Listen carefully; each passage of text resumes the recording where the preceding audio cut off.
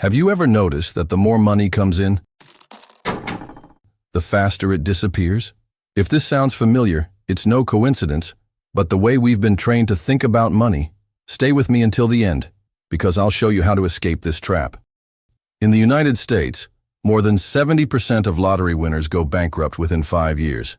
People who went from poverty to millions overnight, only to return to zero. This proves one thing.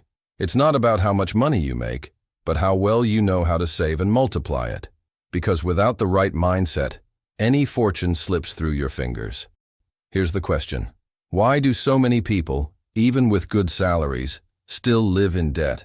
Have you ever noticed how money comes in and seems to disappear instantly?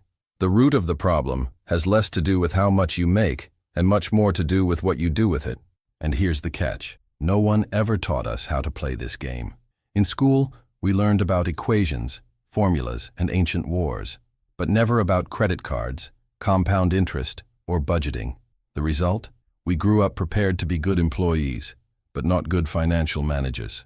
Have you ever thought about that? But what is money, really? Technically, it's a medium of exchange. In practice, it's an expression of value. When you pay for something, you're saying, "This is worth this much to me." This perspective changes everything. Money is neither good nor bad.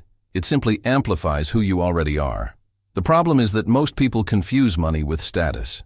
They buy cars they can't afford, clothes to impress, trips just to post online. It's the classic keeping up appearances. But tell me, what matters more? Looking rich or actually being rich? Here's a simple formula. Production versus consumption. Money comes in when you produce value and goes out when you consume. If the balance tips toward consumption, the result is obvious. Debt. So ask yourself, how much of what you earned do you still have today? Studies show that even people who earn 6 figures a year can still be broke. Highly paid executives with no savings are everywhere. This proves that the problem isn't income, but management. And here's the hard truth. If you can't manage $1,000, you'll never manage $10,000. Many people think the rat race is just working 9 to 5. It's not. The real rat race is living paycheck to paycheck, trapped without freedom. It's the feeling that the faster you run, the tighter the wheel spins. Sound familiar? There's even a name for it. The ostrich effect. It's when you avoid checking your bank account because you're afraid of what you'll see. But avoiding reality doesn't solve anything. The first step to breaking out of the rat race is to face your numbers head on. With clarity, not fear. It sounds boring, but it works. Budgeting. Deciding where your money goes before you spend it. When you're in control of your money. When you're not, your money rules you. So tell me, who's in charge now? Before investing, there's a golden rule. Create an emergency fund. Set aside 3 to 6 months of expenses. This isn't a luxury, it's protection. Because life happens, and only those who are prepared don't panic. If money were just math, this would be easy. But our brains sabotage us. We choose instant gratification over long-term rewards. We buy to impress. We copy others. These mental traps are the fuel of the rat race. Now let's flip the coin. Production. The more value you create, the more money comes in. It could be a job, a business, or a side hustle.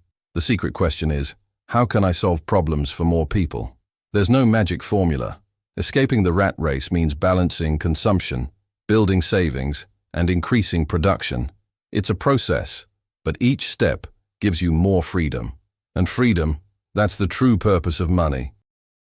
Often, when we talk about changing your financial mindset, it can sound abstract or even distant. You might even think, does this actually work in real life? To answer that question, let me share 2 true stories.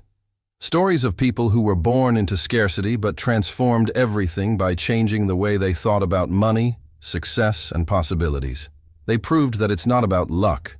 It's not about inheritance. It's about mindset.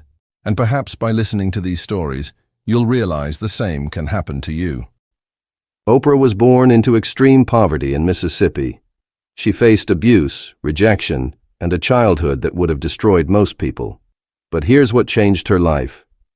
She never allowed her external circumstances to define her internal vision.